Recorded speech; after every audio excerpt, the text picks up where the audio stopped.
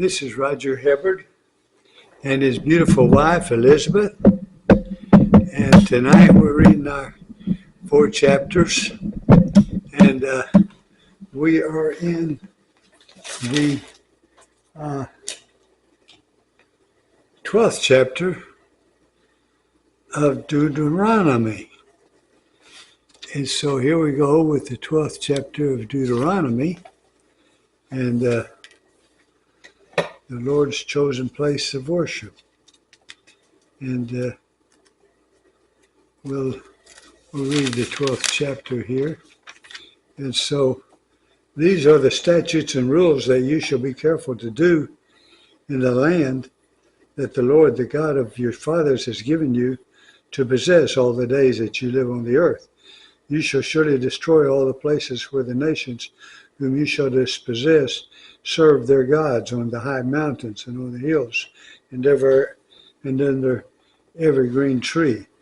You shall tear down their altars and dash in pieces their pillars and burn their Asherim with fire. You shall chop down the carved images of their gods and destroy their name out of that place. You shall not worship the Lord your God in that way, but you shall seek the place that the Lord your God will choose out of all your tribes and put his name and make his habitation there. There you shall go, and there you shall bring your burnt offerings and your sacrifices, your tithes, and the contribution that you present, your foul offerings, your free will offerings, and the firstborn of your herd and of your flock. And there you shall eat before the Lord your God, and you shall rejoice, you and your households, in all that you undertake in which the Lord your God has blessed you. You shall not do according to all that we are doing here today, every one doing whatever is right in his own eyes. For you have not as yet come to the rest and to the inheritance that the Lord your God has given you.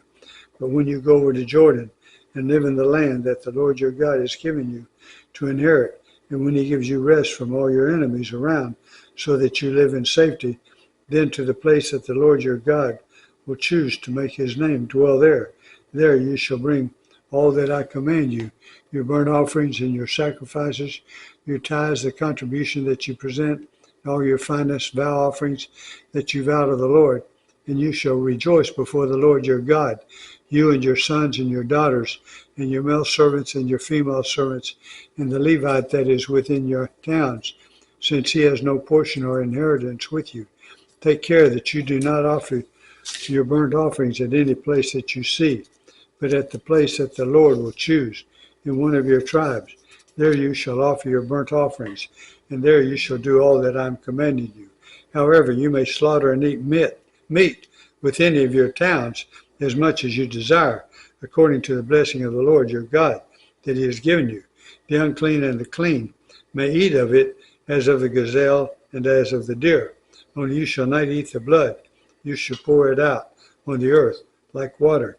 You may not eat within your towns the tithe of your grain or your wine or your oil or the firstborn of your herd or your flock or any of your vow offerings that you vow or your free will offerings or the contribution that you present.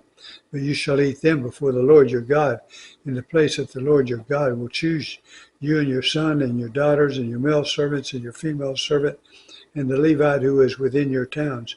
And you shall rejoice before the Lord your God in all that you undertake. Take care that you do not neglect the Levite as long as you live in your land. When the Lord your God enlarges your territory as he has promised you, and you say, I will eat meat because you crave meat, you may eat near wherever you desire. If the place that the Lord your God will choose to put his name there is too far from you, then you may kill any of your herd or your flock, which the Lord has given you as I have commanded you, and you may eat within your towns whenever you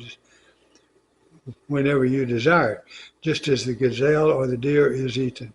So you may eat of it. The unclean and the clean alike may eat of it. Only be sure that you do not eat the blood, for the blood is the life that you shall not eat, the life with the flesh. You shall not eat it. You shall pour it out on the earth like water. You shall not eat it, that it may go well with you and with your children after you, when you do what is right in the sight of the Lord. But the holy things that are due from you and your vow offerings you shall take, and you shall go to the place that the Lord will choose, and offer your burnt offerings, the flesh and the blood, on the altar of the Lord your God. The blood of your sacrifices shall be poured out on the altar of the Lord your God, but the flesh you may eat.